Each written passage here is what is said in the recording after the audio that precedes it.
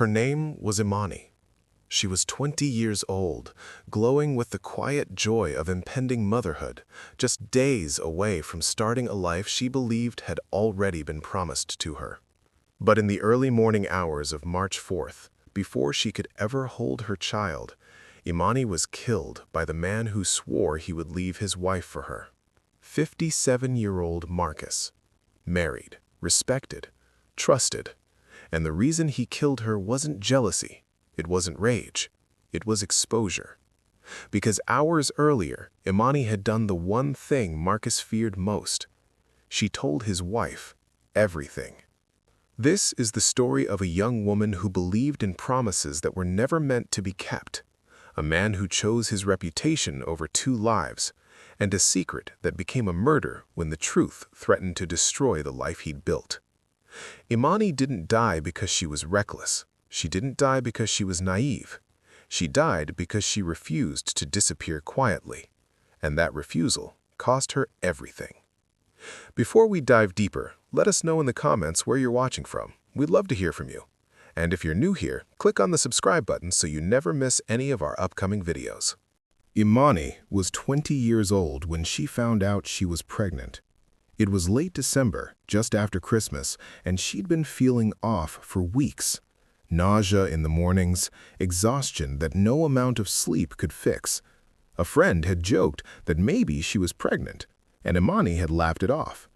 But the joke stuck in her mind. So one afternoon, on her way home from work, she stopped at a drugstore, bought a pregnancy test, and took it in the bathroom of her small studio apartment. 2 lines. Positive. Imani sat on the edge of her bathtub, staring at the test in her hands, her heart racing. She was 20 years old. She worked at a coffee shop. She barely made enough to cover her rent and groceries. But she wasn't scared, because she wasn't alone. She had Marcus, and Marcus had promised her that by the time spring came, they'd be together for real. He'd leave his wife, they'd get their own place, they'd start fresh. And now, with a baby on the way, Imani believed that future was finally becoming real. Marcus was 57 years old, married for 23 years, and the father of 2 adult children who'd already moved out and started their own families. He worked in middle management at a logistics company, a stable job that paid for a comfortable suburban home, 2 cars in the driveway, and annual vacations to places like the Outer Banks or Myrtle Beach. To everyone who knew him, Marcus was a good man, reliable, steady. The kind of guy who mowed his lawn every Saturday, waved to his neighbors, never made a fuss. His wife, Diane, believed she knew him better than anyone. 23 years of marriage, thousands of dinners together, anniversaries and birthdays and holidays. She thought their life was solid, predictable, safe. But Diane didn't know about Imani. She didn't know that for the past 11 months, her husband had been living a double life. She didn't know that while she was planning their summer vacation, Marcus was making promises to a 20-year-old woman about a future that didn't include her. Marcus had met Imani at the coffee shop where she worked. It started the way these things always start. Small talk, friendly smiles, a regular customer who came in every morning and eventually asked for her number. Imani hesitated at first.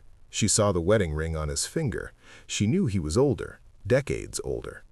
But Marcus was charming in a quiet, understated way. He didn't come on too strong, he just made her feel seen. He asked about her day, he remembered details, he made her laugh.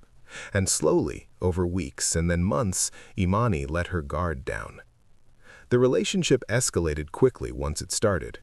Marcus told Imani that his marriage was essentially over. He said he and Diane barely spoke anymore, that they stayed together out of habit, not love. He said he was planning to leave, he just needed time to get his finances in order, to figure out the right way to do it.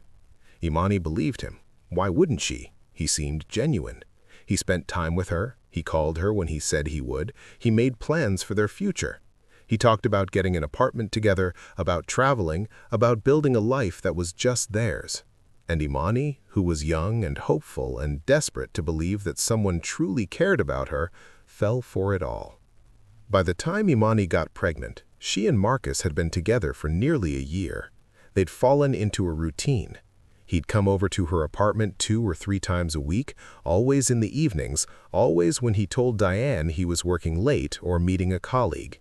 They'd have dinner, watch movies, talk about the future. Marcus painted vivid pictures of the life they'd have together. He talked about baby names, he talked about neighborhoods they could move to. He even looked at apartment listings on his phone, showing Imani places they could afford once he finalized the divorce. Imani started to believe it was real. She started planning her life around the promises Marcus made. She cut back her hours at work, thinking she'd need more flexibility once the baby came.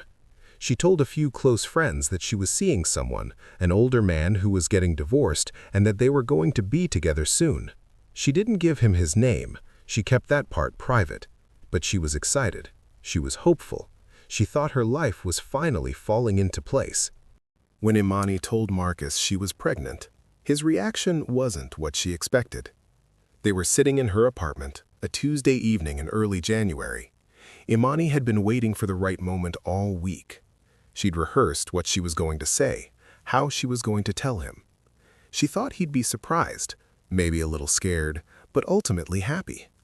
After all, they'd talked about the future. They'd talked about building a life together. A baby would just accelerate the timeline. But when she finally said the words, Marcus went quiet. Not the good kind of quiet. The kind of quiet that feels like the air has been sucked out of the room.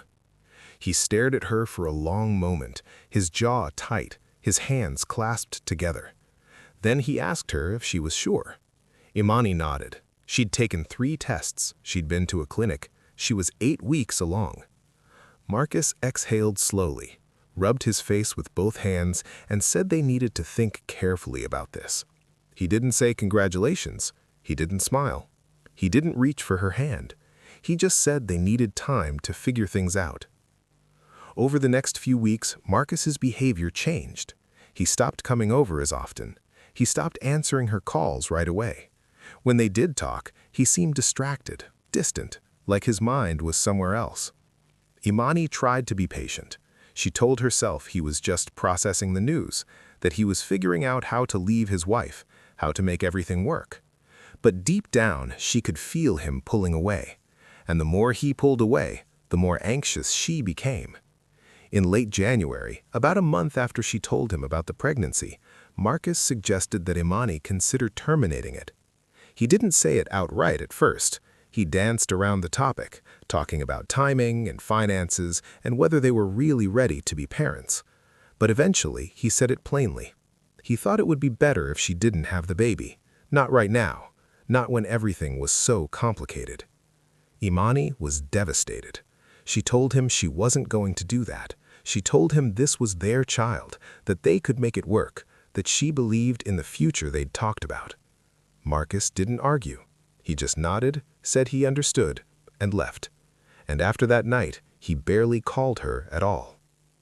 By February, Imani realized something she'd been too hopeful to see before. Marcus was never going to leave his wife. The divorce he kept promising wasn't happening. The apartment they were supposed to move into didn't exist. The future he'd painted for her was just a story he told to keep her quiet, to keep her waiting, to keep her from asking too many questions. And now that she was pregnant, now that the secret had a deadline, Marcus was trying to erase her. He stopped responding to her texts. He ignored her calls. When she showed up at the coffee shop during his usual morning visit, he didn't come in.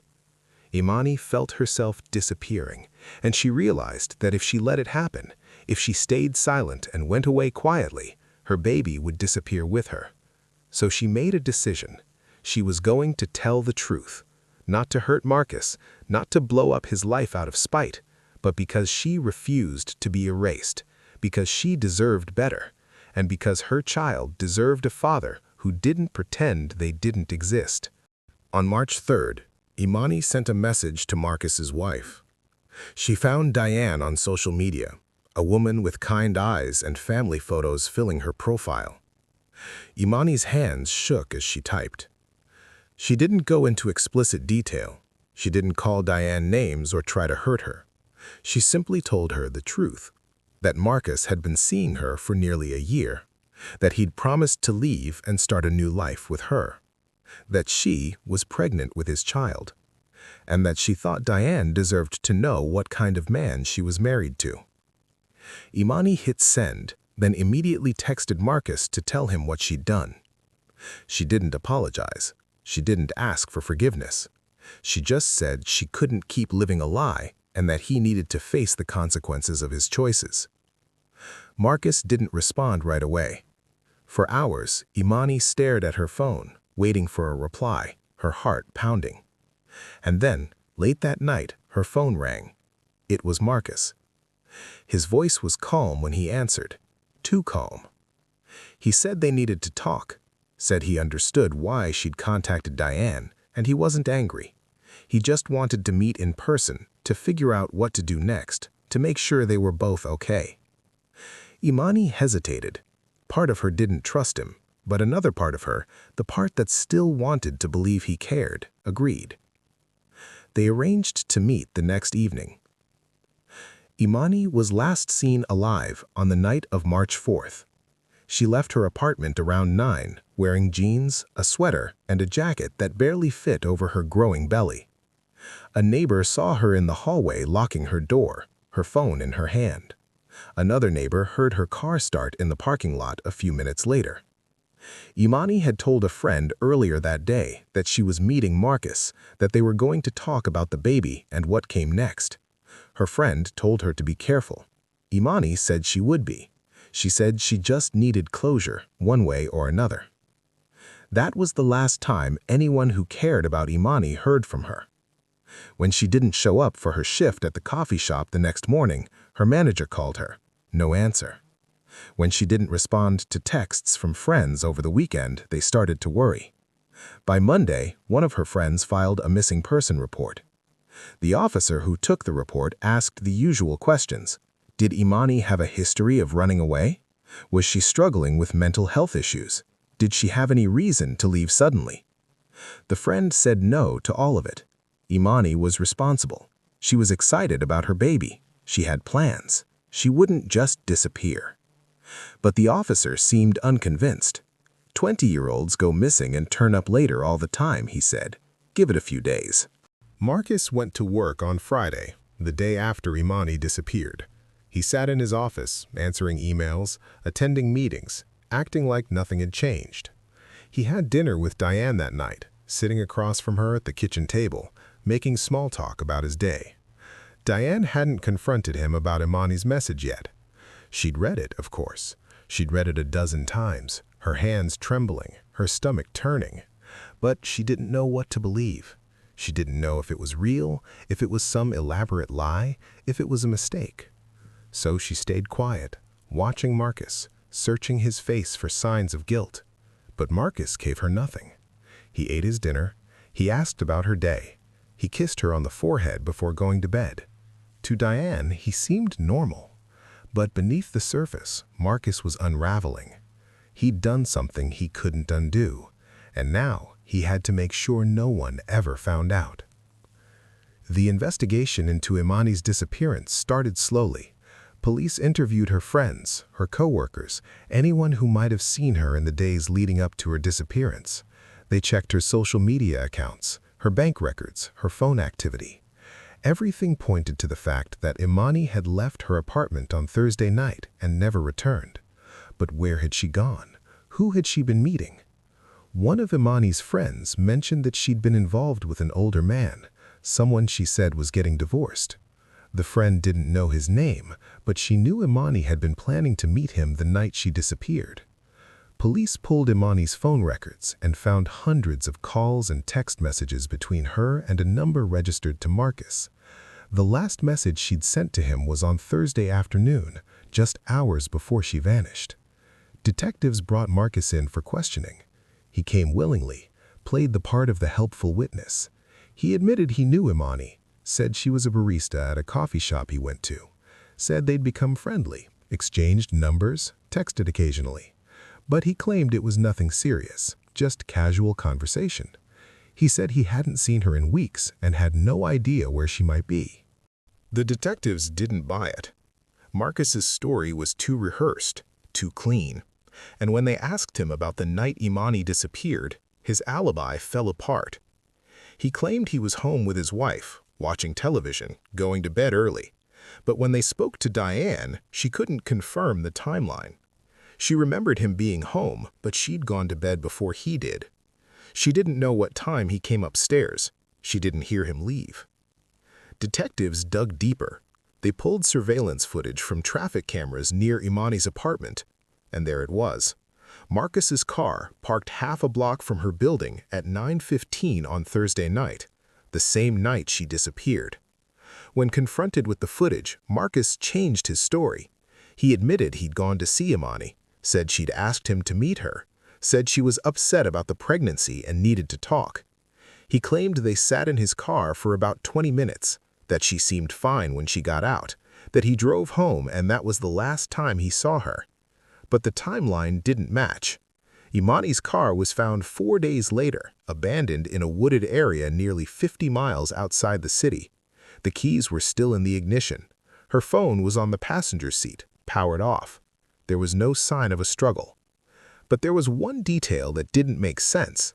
If Imani had driven herself there, how was she planning to get back? And why would a pregnant woman drive to a remote wooded area in the middle of the night? The break in the case came from evidence Marcus didn't know existed. Imani had been keeping records, not because she suspected Marcus would hurt her, but because she wanted proof of his promises. She'd saved voice notes where Marcus talked about leaving his wife, about getting an apartment, about raising their child together. She'd saved text messages where he talked about baby names. She'd even forwarded ultrasound photos to her own email account, just in case. When forensic analysts examined Imani's phone, they found something else, a fitness tracking app that recorded her movements. The data showed that on Thursday night, Imani's phone had traveled from her apartment to a gas station about 12 miles away, where it stayed stationary for roughly 18 minutes. Then it traveled another 38 miles to the wooded area where her car was found. But the speed and route indicated that Imani wasn't the one driving. Someone else was. And that someone had stopped at the gas station to fill up before making the long drive to dump her car. Surveillance footage from the gas station confirmed it. A man matching Marcus's description, wearing a baseball cap and dark jacket, filling up a vehicle that matched Imani's car exactly. He paid in cash, kept his head down, avoided looking directly at the cameras, but the footage was clear enough. When detectives showed Marcus the surveillance video, he asked for a lawyer and ended the interview. But it was too late. The evidence was overwhelming. Investigators obtained a warrant to search his home, his car, his workplace. They found traces of Imani's DNA in the trunk of his vehicle. They found searches on his home computer for things like how long does it take for a body to decompose and how to permanently delete text messages. And then they found the messages Marcus thought he'd erased. His phone had been syncing to a cloud backup service he'd forgotten about. Prosecutors recovered dozens of deleted messages, messages where Imani told him she was pregnant, messages where Marcus panicked, begging her not to tell anyone, saying it would ruin both their lives. And one message, sent just 3 hours before Imani disappeared, that read simply, "You're ruining everything." Marcus was arrested 8 days after Imani went missing. He was charged with 2 counts of first-degree murder, 1 for Imani, 1 for her unborn child. The trial lasted 4 weeks. Marcus's defense team argued that the evidence was circumstantial, that there was no body, no proof Imani was even dead. They suggested she might have staged her own disappearance, that she was trying to frame Marcus out of anger over the affair. But the prosecution dismantled that theory piece by piece. They presented the phone records, the surveillance footage, the DNA evidence, the deleted messages. They brought in Imani's friends who testified that she was excited about her baby, that she had no reason to run away. They presented the voice notes Imani had saved, recordings where Marcus's voice was clear and unmistakable, promising her a future he never intended to give her. And they introduced the message Imani had sent to Diane, the message that exposed Marcus's lies, the message that made Imani a threat he couldn't afford to ignore. Diane testified. She sat on the witness stand, her hands folded tightly in her lap, her voice shaking but steady. She said she'd spent 23 years with a man she thought she knew, a man who kissed her goodnight, a man who said he loved her. And the entire time he'd been lying about where he was, about who he was with, about who he really was. And when the lie was about to destroy the life he'd built, he killed a 20-year-old woman and her unborn child to keep it buried. The jury deliberated for just under 7 hours. They found Marcus guilty on both counts of first-degree murder. The judge sentenced him to life in prison without the possibility of parole. During sentencing, the judge looked directly at Marcus and said something that stayed with everyone in that courtroom. He said, "You didn't just silence a woman, you erased a child who never had a chance to exist. You took 2 lives because you were too selfish and too cowardly to face the consequences of your own actions. There is no redemption for what you've done." Imani's body was never recovered. Despite extensive searches, despite cadaver dogs and ground-penetrating radar and volunteers combing through miles of forest, she was never found. Her family held a memorial service without a casket, without closure, with only photographs and memories and a grief that would never fully heal. Diane filed for divorce before the trial ended. She sold the house, moved to another state to be near her children, and gave one interview where she said she felt like she'd been living with a stranger for over 2 decades. She said she'd never forgive herself for not seeing the signs, for not knowing what her husband was capable of. But mostly, she said, she felt angry. Angry that a young woman and her baby were gone because Marcus was too much of a coward to tell the truth. So let me ask you this. If you were in Imani's position, would you have sent that message? Would you have told the truth, even knowing it might cost you everything? And if you were Diane, could you ever forgive yourself for not knowing, for not seeing who you were really married to? This isn't just a story about murder. It's about the lies people tell to protect the lives they've built. It's about promises that were never meant to be kept. And it's about a young woman who believed that honesty would set her free, when in reality, it made her a threat that had to be eliminated. Imani didn't die because she was reckless. She died because she refused to disappear. And the man who killed her did it not out of passion, but out of cold, calculated self-preservation. One message, one truth, and 2 lives that never got the chance they deserved. Let us know in the comments how this story made you feel. Do you think Marcus planned to kill Imani from the moment she got pregnant, or was it a desperate decision when she contacted his wife? What would you have done in her situation? Would you have stayed silent, or would you have fought for the truth? If this story moved you, hit the like button and subscribe so you never miss our deep dives into real cases that go beyond the headlines. Because every story matters, and every victim deserves to be remembered. Thank you for watching.